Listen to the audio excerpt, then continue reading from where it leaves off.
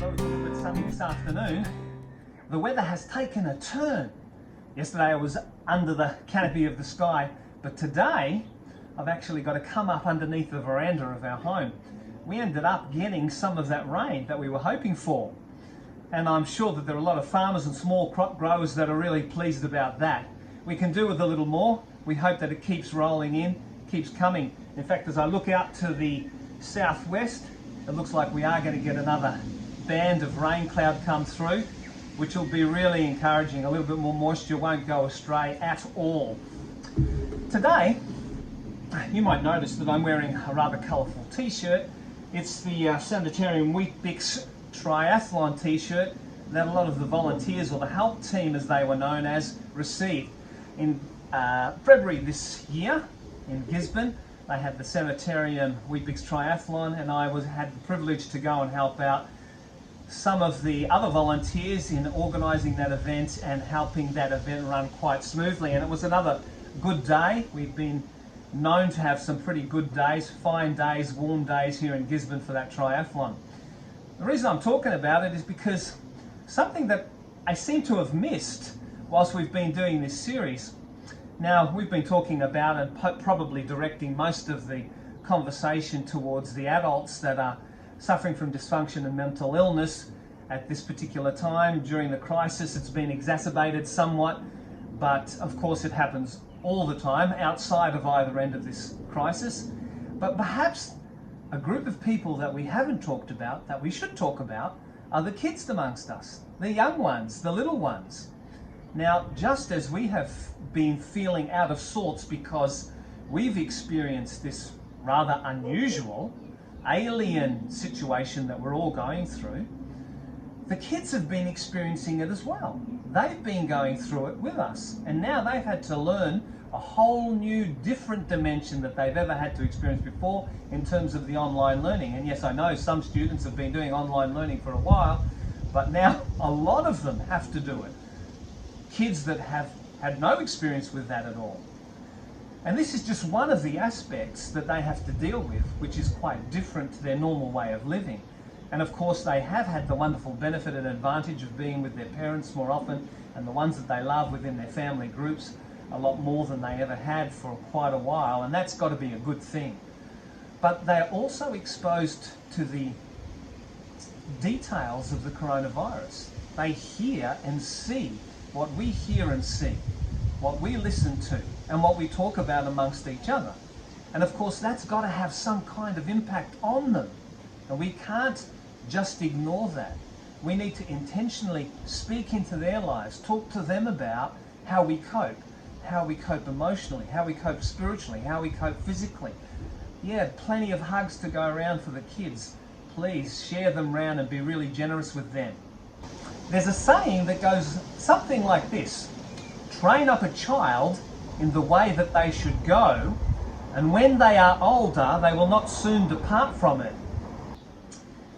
There are a lot of different things that we can do to help them, and probably sitting down and having a good conversation with them without necessarily going into all the details, which might be a little bit frightening and perhaps not age appropriate. We need to pick and choose what we say to our children at different times, depending on their development and skills and their intelligence, but we need to be talking to them, having the conversations with them, to assure them, to make them confident, to let them know that everything is under control.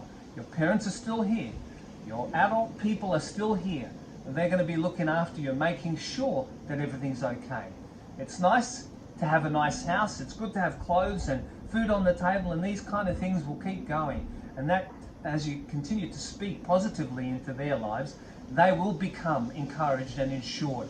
And they'll say like you know, we can make it together, and we should work together to make it happen well.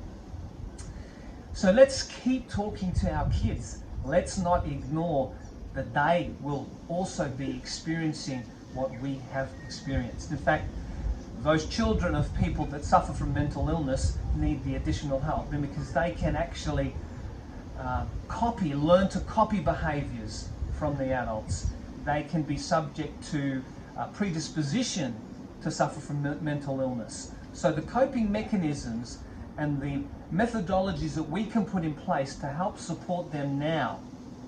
Having those conversations about what we do when this happens, how we can encourage and be alongside each other to travel through this difficult period together, will make all the difference to them.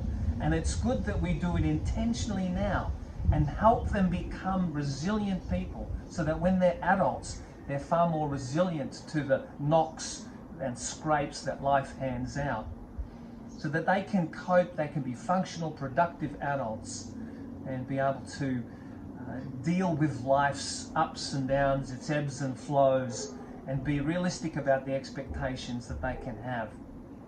Now I'm going to try something a little bit different today. I'm going to try diamond push-ups. They're a little bit more difficult. If I can't get through them all, please excuse me. I'll just revert to the normal regulars, but I'm going to give it a go and try and see how I go with that. So today I'm going to take a piece of scripture, some words from the first letter of John, and in the 3rd chapter and verse 1. So let's try this and see how far I get. See what love the Father lavishes on us, that we should be called the children of God. That is what we are.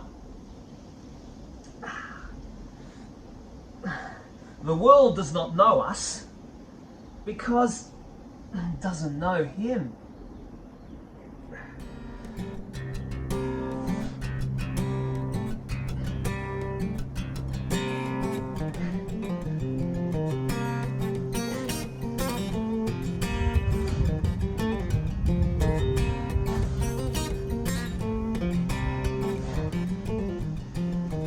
Oh, yes, they're definitely a lot harder than the regular push-ups.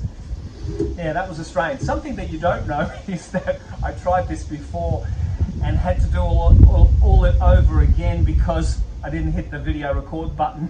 So that's probably enough for today and tomorrow, but I will do another one tomorrow. So at the end of this, I hope that I've just helped us think about the little ones in our lives that are in our midst, that perhaps we haven't been thinking of in terms of how are they actually dealing with this rather alien and different situation of self-isolation. And maybe we ought to intentionally start working with them to help them cope with different situations in life.